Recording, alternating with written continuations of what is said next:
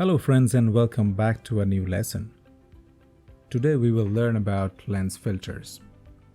It is an interesting topic where we alter the lighting dramatically with the help of filters. There are different filters for different conditions. They come in circle and square shapes for different lenses. For cine lenses, there are square shapes, and for DSLR or mirrorless cameras, they come in circles. This point to be noted that they add some vignette in the borders. I'm sure we know what the vignette is. So some filters add vignette to the image. So we need to be careful because this vignette cannot be corrected in post-production. We do add vignette in post-production to add some dramatic effect, some cinematic effect. But if the vignette is already added in the image, we cannot remove it. So we need to be careful when we are using the filters. It may add vignette. First, we have the Polarizer filter. The Polarizer filter is a handy tool to block reflections, glares, haze, and scattered lights. Polarizer filters can reduce their presence and even remove them if they aren't too strong. They also boost the saturation and contrast, which adds energy to your images and videos. The Polarizer filters are useful when you are shooting water, when there is a reflection or glare.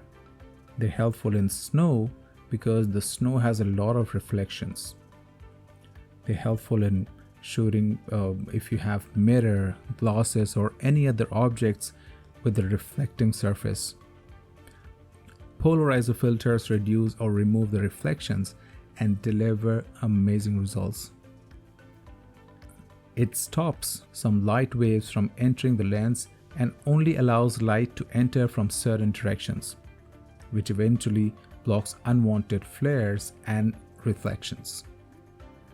But as it is blocking some light, your camera sensor gets less light to capture an image, so you need to be careful about that too. And then we have neutral density filters, or more commonly referred as ND filters. ND filters reduce the amount of light entering the camera without affecting the colors and contrast. The most common ND number written as ND2, ND4, ND8, ND16, and so on. ND2 filters cut the light in half, whereas ND4 reduces the light to 1/4, allowing only 25% of the light. And the same way, ND8 and ND16 cut the light by 8 or 16 times. So for every ND stop, the light is reduced by 1 f-stop in our aperture. This means if we use an NDA4 filter, it will reduce the light by 2 stops. It helps as an additional tool to manage light or reduce light. You can open the aperture wider. That results in better exposure. So now that we know ND filters, let's learn about gradient filters. They are also called GND filters, the gradient neutral density filters. It provides a transition from light to dark areas and is often used to balance the exposure in an image that includes high contrast between bright and the dark sections. Let me show you some examples. You can see how gradient filters can change the color temperature and modify colors beautifully. They are also used to reduce the light and make the scene look darker. Gradient filters can also modify colors and block unwanted light waves, eventually making the image look better.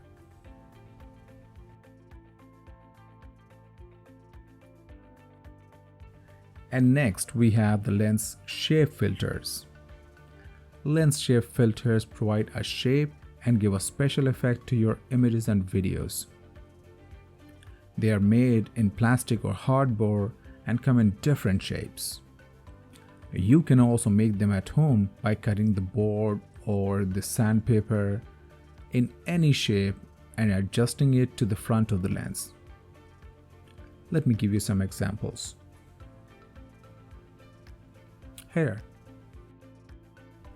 Here's another one. Any shape provides a variation. It also adds variety to the bokeh and it looks amazing. When you're using the shape filters, your bokeh shapes are also modified accordingly. I will show you how to make them in the demonstration section, and we will take some photos and see how they work. Lens filters are helpful, and every cinematographer should know how to use them. But we should not overdo them. So that was all in the lens filters section. I'll see you tomorrow in a new lesson where we discuss lens flare. Till then, good luck and have fun.